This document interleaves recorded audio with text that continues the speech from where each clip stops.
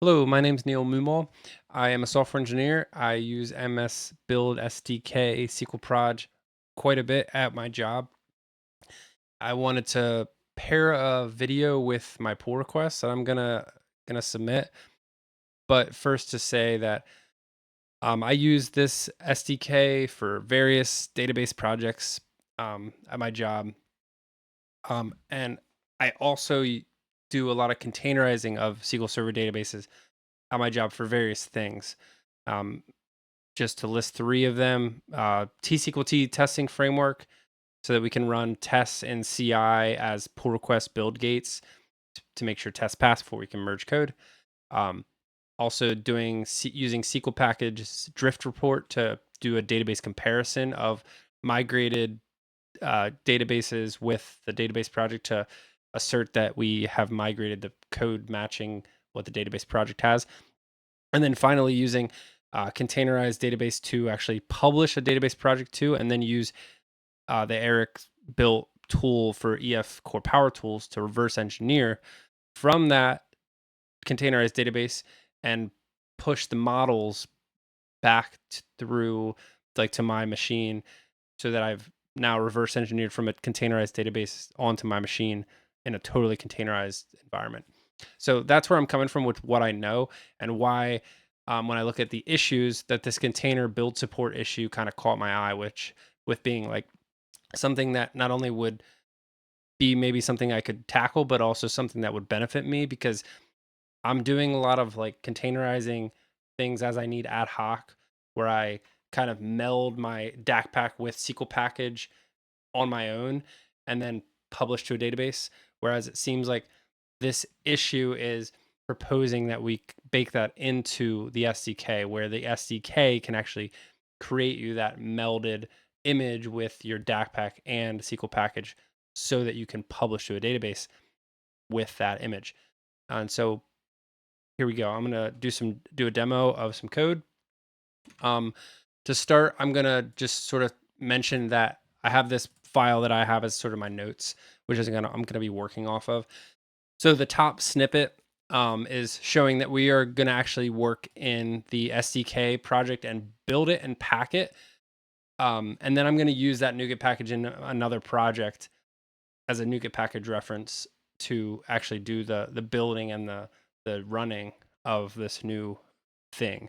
So if I jump over to terminal and just clear it out here for a bit, and we run .NET build release and .NET pack release in the SDK project, that's going to it's going to get us a new NuGet package here, and then we're going to use that. While that goes, I'm gonna kind of do a quick tour of the SDK targets code changes and the Docker file code changes. So what the SDK targets changes are is adding a few parameters in this property bag, which is a container runtime, which is set to Docker. This is built this way so that maybe we could use another thing like Podman in the future. But at this point, Docker is all I've tested and what I know to do. But it's built this way so we can pass in another variable if we want to. You specify a Docker file as well, which I have included, but theoretically someone could include another Docker file if for some reason they felt they needed to have some custom entry point. Container image and container image tags, the name and the tag, are also set from the project name and from the configuration that you're building from. Now, these are lower cases to support Docker's naming rules, and also the name is suffixed with a dash publisher, which we can change, but this is what I have in place now. SQL package version is also set to the latest and version, but it could be overridden if you wanted to downgrade or upgrade outside of this project doing that for you. And then below is these are some just staging directories and sort of some local places to put references. But below are the new targets. So the first one is the prepare container. DAC pack, which depends on two existing targets, build and resolve database references. This one, resolve database references, being kind of the important one, which is, or maybe not the important one, but the one that we need to get the reference databases. So in my example, I'm using the master DAC pack. And so this kind of does that for me, where I can pass that through this new process so that that master DAC pack is also there, because without it, SQL package will not publish. That's what this target is for.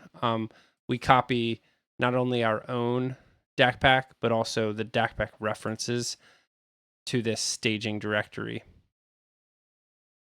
But then this publish container is the new target, inspired by you guys' discussion, Jonathan and Eric's discussion about how this might work. And so when you build it with this target, this is where the magic happens. We execute a command, which would be docker build, specifying the Docker file that we're building on behalf of, the name and the image tag, the name and the tag of the image. We're also passed the build arguments for the SQL package version and the DAC pack name,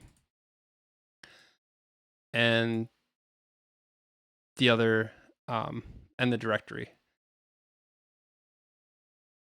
There's some other tooling down here for the clean container and push container. To be honest, I haven't used these yet, but in theory, these are very, very easy to add, and I think would benefit someone that wanted to push. For example, clean container is very simple.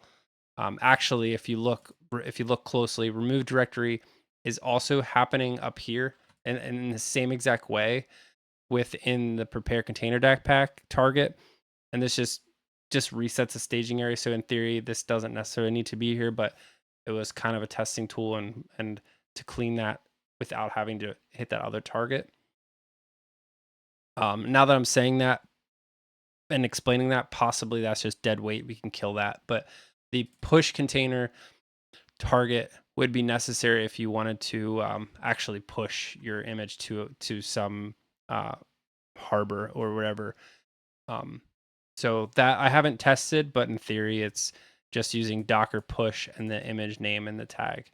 So again, we can rip that out if we don't want it, but I think it would be useful to anybody who wanted to push their image to a registry. So that's what's happening here. And then just to show the Docker file before we look into the demo, essentially this just takes our two parameters I showed you, the build arguments. We're using runtime 8.0. We download SQL package, we unzip it, make it executable. This section here is creating an entry point file, which automatically specifying the SQL package, action, publish, source file, and pointing at our DAC pack.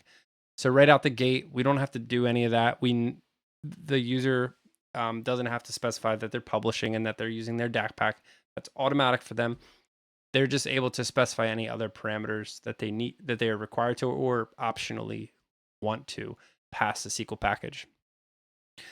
And then our entry point is this Docker entry point file that we create here.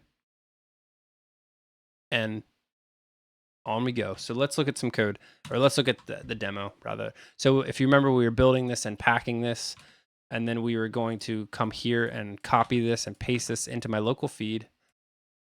And while that goes, we'll jump back to my notes here. So yeah, so we got this NuGet package. We copied it to a local feed.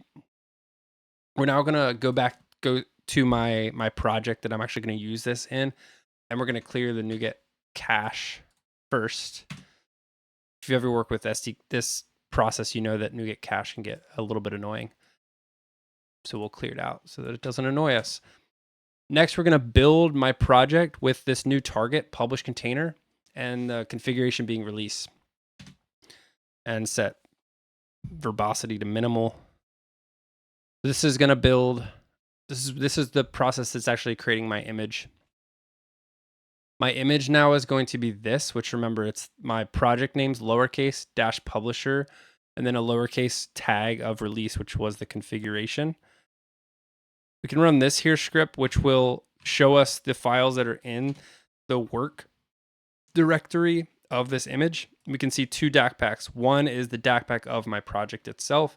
The other is the DAC pack of the master DAC pack, which I reference. If I quick show you that, this is my CS.Proj of the project we're testing with, which I do reference the master DAC pack here. So that's just an example, but I believe this should bring through any reference DAC packs that you have in your projects. So we still haven't actually run this yet, but we're going to.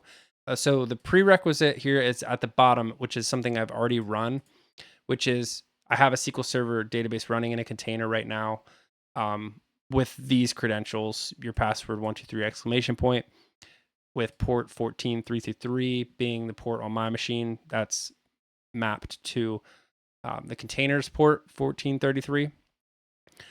And so when we run this, we are actually it's going to publish my DAC pack to the target server database user password, which is this database here at the bottom. Additionally, we're passing some parameters such as drop objects not in source to true and block on possible data loss to false. Those are pretty self-explanatory, but without those set, the defaults are opposite of this. And so, yeah, so this is just an example and a demo of that you can pass other parameters to SQL package, sort of as we all are familiar with, if you're familiar with SQL package. So we're going to run this and we're going to deploy our database, which just has some tables and procedures. And that's the demo. So thanks all for contributing to this project. I think it's great. Welcome your feedback. I just wanted to pair this video with the pull request to demo it basically. What I don't have here is notes about this new function in the README. So I likely will either amend my commit or take suggestions on where and how you would want me to document this feature. But yeah, thanks for all your work.